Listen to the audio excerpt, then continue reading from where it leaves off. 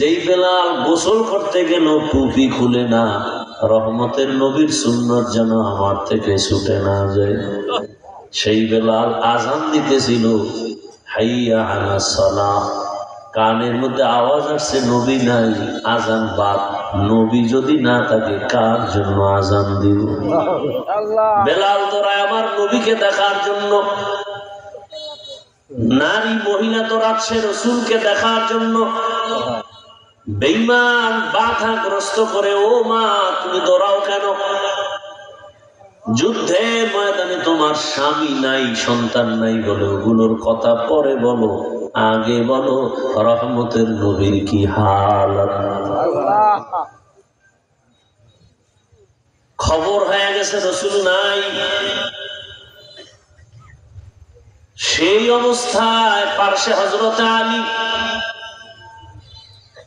গর্তের মধ্যে রসুল পড়ে গেছেন, রক্ত মাখা।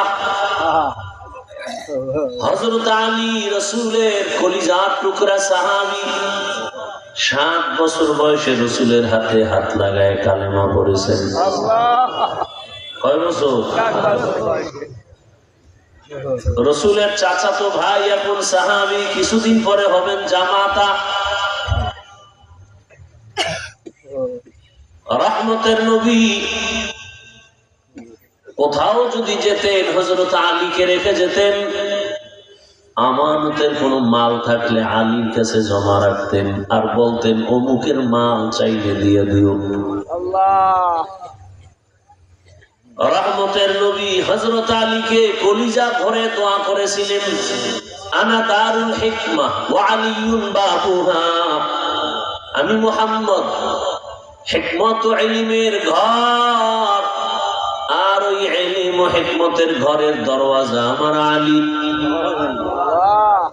ইলমের ঘরের দরজা আলী। আল্লাহ তাআলা হযরত আলীকে এই পরিমাণ ইলম দান করেছেন।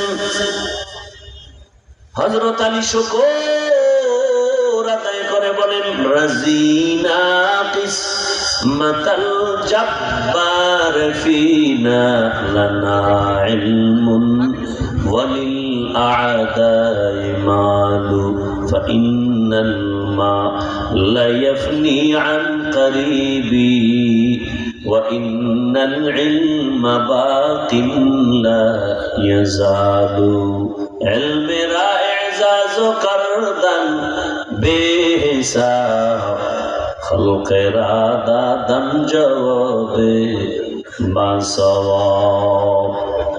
হযরত আলী রাদিয়াল্লাহু আনহু আরো কয়েকজন সাহাবা রহমতের নবীকে উঠালেন।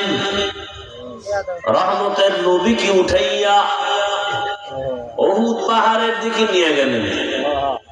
উহুদ পাহাড়ের পাদদেশে রহমতের নবীকে একটা পাথরের উপরে বসালেন এবং ওখানে নবী হালকা একটু বিশ্রাম নিলেন।